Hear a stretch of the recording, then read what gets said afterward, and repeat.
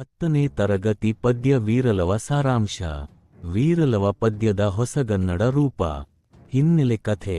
ರಾವಣನನ್ನು ಸಂಹರಿಸಿದ ಶ್ರೀರಾಮನು ಸೀತಾ ಲಕ್ಷ್ಮಣ ಸಮೇತರಾಗಿ ಅಯೋಧ್ಯೆಗೆ ಮರಳಿ ರಾಜ್ಯಭಾರ ಮಾಡುತ್ತಿದ್ದ ಸಂದರ್ಭದಲ್ಲಿ ಸಾಮಾನ್ಯ ಪ್ರಜೆಯೊಬ್ಬನು ಸೀತೆಯ ಕುರಿತು ಕ್ಷುಲ್ಲಕವಾಗಿ ಮಾತನಾಡುವನು. ಪ್ರಜೆಗಳ ಅಭಿಪ್ರಾಯವೇ ಸರ್ವಸ್ವವೆಂದು ಕುಲಗೌರವ ಕಾಪಾಡುವುದು ತನ್ನ ಕರ್ತವ್ಯವೆಂದು ನಿಶ್ಚಯಿಸಿದ ರಾಮನು ತುಂಬು ಗರ್ಭಿಣಿಯಾದ ಸೀತೆಯನ್ನು ಕಾಡಿಗೆ ಕಳಿಸುವ ನಿರ್ಧಾರ ಮಾಡುವನು. ಅಣ್ಣನ ಆಣತಿಯಂತೆ ಲಕ್ಷ್ಮಣನು ಸೀತೆಯನ್ನು ಕಾಡಿನಲ್ಲಿ ಏಕಾಂಗಿಯಾಗಿ ಬಿಟ್ಟು ಬಂದಾಗ ಅಲ್ಲಿ ಅವಳ ರೋದನವನ್ನು ಕೇಳಿ ಆಗಮಿಸಿದ ವಾಲ್ಮೀಕಿ ಮಹರ್ಷಿಗಳು ಸೀತೆಯನ್ನು ತಮ್ಮ ಆಶ್ರಮಕ್ಕೆ ಕರೆದೊಯ್ಯುತ್ತಾರೆ.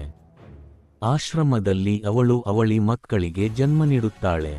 ಅವರಿಗೆ ಲವಕುಶರೆಂದು ನಾಮಕರಣ ಮಾಡಿದ ಮಹರ್ಷಿಗಳು ಅವರಿಬ್ಬರನ್ನು ಸಕಲ ವಿದ್ಯಾ ಪಾರಂಗತರಾಗಿ ಮಾಡುತ್ತಾರೆ. ರಾವಣನ ವಧೆಯಿಂದ ಉಂಟಾದ ಬ್ರಹ್ಮಹತ್ಯಾ ದೋಷ ಬಂದಿರುವುದೆಂದು ಹೇಳಿದ ಮಹರ್ಷಿಗಳ ಆದೇಶದಂತೆ ಶ್ರೀರಾಮನು ಅಶ್ವಮೇಧ ಯಾಗವನ್ನು ಕೈಗೊಳ್ಳುತ್ತಾನೆ. ಶತ್ರುಘ್ನನ ಬೆಂಗಾವಲಿನೊಂದಿಗೆ ದೇಶ ದೇಶಗಳನ್ನು ಸುತ್ತಿದ ಅಶ್ವಮೇಧದ ಕುದುರೆಯು ವಾಲ್ಮೀಕಿ ಆಶ್ರಮದ ಆವರಣ ಪ್ರವೇಶಿಸಿದಾಗ ಶ್ರೀರಾಮನೇ ತನ್ನ ತಂದೆಯೆಂದು ತಿಳಿಯದ ಲವನು ಕುದುರೆಯನ್ನು ಕಟ್ಟುತ್ತಾನೆ. ಅದು ಪ್ರಸ್ತುತ ಪದ್ಯದಲ್ಲಿ ವ್ಯಕ್ತಗೊಂಡಿದೆ.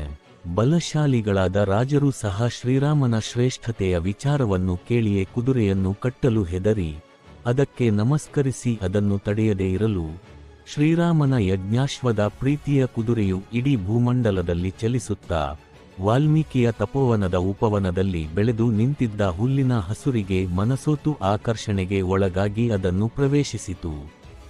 ಅಲ್ಲಿ ತನ್ನ ಸ್ನೇಹಿತರೊಡನೆ ಒಡನಾಡಿಗಳೊಡನೆ ಆಟವಾಡಿ ಮುಗಿಸಿ ಬಿಲ್ಲಿನ ಸಮೇತನಾಗಿ ಬರುತ್ತಿದ್ದ ವೀರಲವನು ಆಶ್ರಮವನ್ನು ಪ್ರವೇಶಿಸಿದ್ದ ಪೂಜಿಸಲ್ಪಟ್ಟಿದ್ದ ಸುಂದರ ಕುದುರೆಯನ್ನು ಕಂಡನು. ಉಪವನದೊಳಕ್ಕೆ ನುಗ್ಗಿದ ಕುದುರೆಯನ್ನು ನೋಡಿದ ಲವನು ಎಲ್ಲಿಯ ಕುದುರೆಯಿದು? ಉಪವನಕ್ಕೆ ನುಗ್ಗಿ ಹೂದೋಟವನ್ನು ಹಾಳು ಮಾಡಿದೆಯಲ್ಲ.